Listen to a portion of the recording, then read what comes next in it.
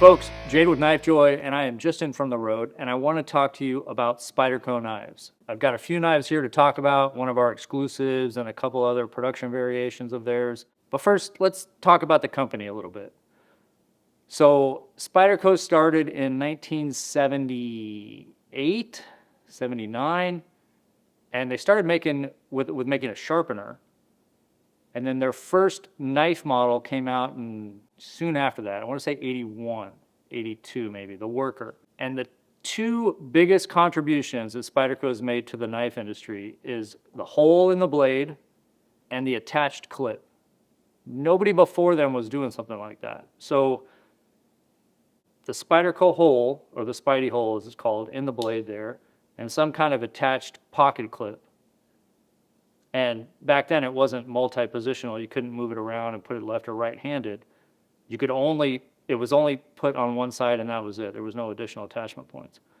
But the Spydie hole has been one of their main features across all of their brands, or across all of their models and different collaborations and different projects, is that hole. So right here we've got one of the natives. Right, before we move on, where is Spyderco? Colorado, and I should know where in Colorado, but they're made in Colorado. They're headquartered in Colorado.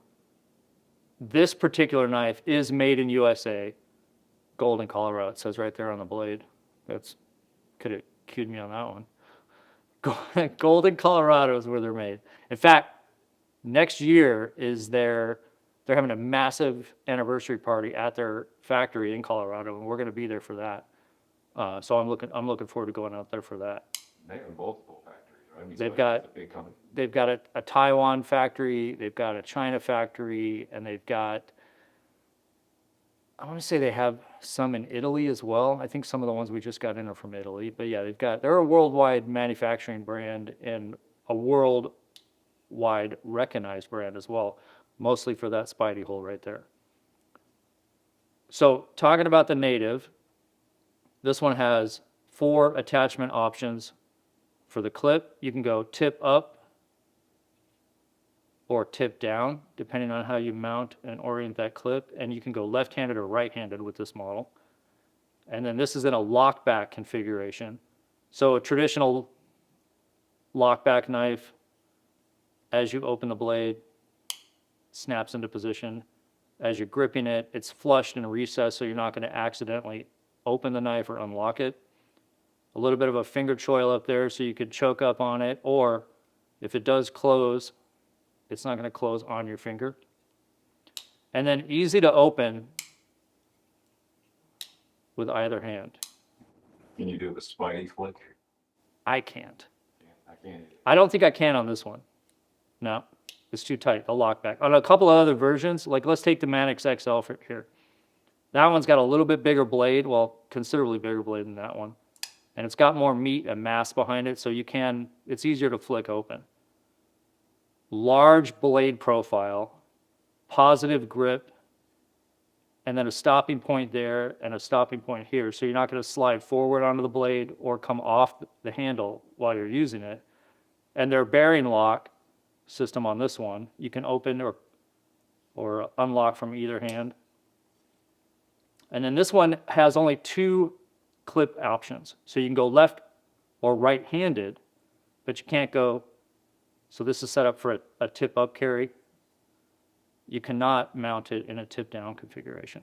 But with that bigger blade, easier to flick open there.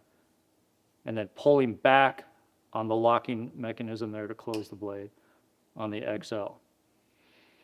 The Bodacious, smooth, we'll call that Peel-Ply G10. 2 mounting options for the clip, left or right-handed, and it's set up for a tip-up configuration. Again, only set up for that. You can't mount it with the tip down. Super slim profile, super thin, large flat ground blade profile, and then this has their compression lock on it. So it's a type of back lock, but again, recessed and countersunk there, so you're not going to accidentally disengage that lock, pushing that compression lock to the side and then closing the blade. Easy to open again with their Spydie hole. Last but not least, we've got one of their exclusives, and it's our KnifeJoy exclusive, and it's the Swish Bowie. So Bowie style, flat ground, large blade profile there. Double-sided titanium on the handle. 2-position clip option, left-handed or right-handed. G10 backspacer there. And then one of the unique, and I can only think of maybe one other knife that they make that has a frame lock as their locking system. So opening the knife, frame locks into position, and it's got a lock bar insert that also acts as an over travel stop. So one of the risks of having a frame lock like this out of titanium is people will disengage that lock and push beyond the point of the spring. But the little bar in there prevents you from pulling that spring out beyond where it should travel. So it allows you to get it out of the way just enough to disengage the lock and close the blade. So spider hole opening from either hand, left or right-handed. And then that's a collaboration with KnifeJoy and a designer, right? yeah, Martian Swish. Okay. And sometimes I get that name wrong, but the L is silent, so it's Swish, and this is the Martian Swish Bowie. And then he does also design their Spydie chef knife, which is a very similar style, but more of a flatter blade edge. KnifeJoy is an exclusive in the Spydie chef too. Exclusive in a Spydie chef as well, but we might be out of those. That's probably why I didn't have one with me. We got some. Do we? All right. See.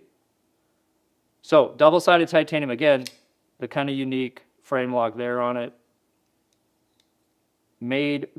This one is made in Taiwan. A couple of these are made in Colorado, but they make them all over. Like I said, a worldwide brand, lots of different manufacturing options, lots of different price point options, lots of different carry configurations, color materials, handles, shapes, blade shapes. Spyderco really has you covered.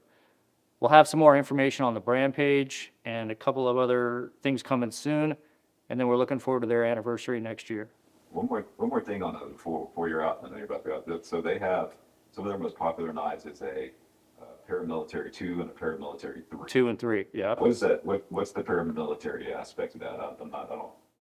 It was originally started as more of a less polished or less shiny type, more tactical style handle style, blade style, and then a couple of different size options. They had gone through some evolutions. I think they first came out with that in, I want to say, the mid-90s. A lot of them come in a very corrosion-resistant steel or fit and finish. And now it's kind of expanded to all kinds of different options with that. But that's where it originally started. Speaking of corrosion, they have like a salt series. Salt series, yep. And that's like for being around water. Correct. More of a stainless blade. No blade is completely rust-proof, but that is one of their most rust-resistant versions in the steel that they make that in, and the components that they have on the lock and the screws and pivots. It's a little more resistant that way. So lots of knives in the Spyderco brand. We're just bringing out a select few here, but the lots of knives, lots of different focuses. And I mean, they might have the largest selection of options in any production company in the world, I think. I think they do, yeah. But I've been carrying a Spyderco knife since 1990. It was either 87 or 88. And I could prove it. There's a picture of it in my yearbook from high school. I'm not going to show that now, but it's there. It exists. Folks, again, Spyderco Knives, check out the brand page for when we get new collaborations in, new exclusives, and we'll keep you up to date on that, and we're looking forward to their anniversary next year.